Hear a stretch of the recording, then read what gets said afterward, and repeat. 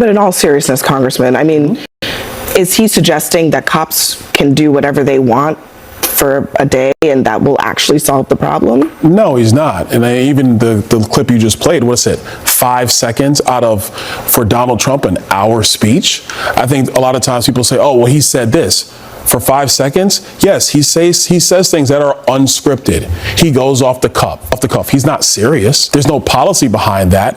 But I think where the American people truly are is they at least want to hear what somebody is thinking full-throated versus Kamala Harris, who is completely scripted, like badly scripted. I guess I wonder, and there's nothing coming out of her. What is the policy then? If it's not that, then what is actually the solution? He wants to make sure that police are supported, so they're upholding the law. In every city in our country, I was in Duane Reade last night here in New York, just trying to get razor blades so I can get a fresh shave for today. I had pressed a button for the attendant to come to open up the case just so I can get a pack of razor blades. That's what's going on in every major city of America. Americans are fed up with that kind of stuff. It happens because you do have a dereliction of support for law enforcement in too many cities in America. And so there's a major angst going on amongst the American people. Donald Trump said a comment for 5 seconds. That's not setting policy. That's revealing the angst of the American people. Donald Trump has a history of saying inflammatory things. It's not just those 5 seconds, Congressman, and you know that. He has a history that goes back from the time when he first ran for office, and he's talked about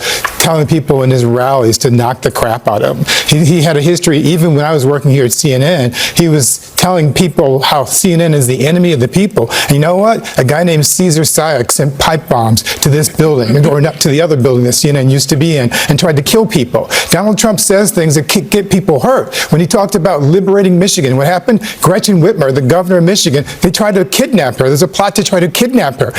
Every time he says something that's just 5 seconds, inflammatory statements like that. What happened when we have January 6th? It's because Donald Trump opened his big mouth and wouldn't shut up. And I wish at some point, Congressman, you would at least have the courage to stand up to your dear leader and tell him when he's doing wrong. Are we going to talk now about the rhetoric? Don't just apologize for him. Are we going to talk about the rhetoric directed at Donald Trump? Because we do realize that he's been trying to kill. Are you going to continue to try not to answer the question? So you're not going to answer what I just said? Hang on one second. Let's talk about that. Let's actually talk about rhetoric, because here's what Trump supporters have been saying. So according to those gentlemen there, saying that Trump is a threat to democracy is violent rhetoric, but Trump's saying, let's just have one really violent day. That is not violent rhetoric? No, he didn't say one violent day. That's not even what he said. But let's be honest about what he actually said. Can we play it again. Trump again? Play it again, because he didn't even say that. But go ahead. Can we play it again? I want to hear it. How is that not violent rhetoric? We have to acknowledge the reality going on in every city in America. Not answering the question. Crime is massive. Not answering the question. That is answering the question. Because the reality in America, hold on, Keith, the reality in America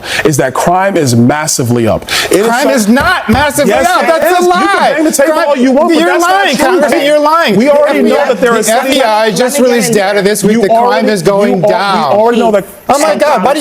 Abby, why do you let this man lie on your national television like I'm telling you that exactly. This is not right. You may not. You're a liar, you may not. No, I'm not. Lying. Because you're lying to the American people now. And so I want to be respectful of what you're trying to say. Hang on a second. If you would just let me talk, I will explain exactly what you want me to explain. We have the data. The FBI literally put out data today showing that crime is down this year for the first 6 months of the year. For 2023, the trend line is going down. If you don't believe the FBI, independent people who look at these numbers say the same thing. There was a spike in crime during the pandemic. That is true. Nobody's disputing that. But the reality is that crime is going down. You don't have to twist the facts to make the case that people feel unsafe. Just say people feel unsafe. I'm not even twisting the facts. You put up a chart. I just looked at the chart myself. The bottom line was from 2021. Well, what happened in 2021?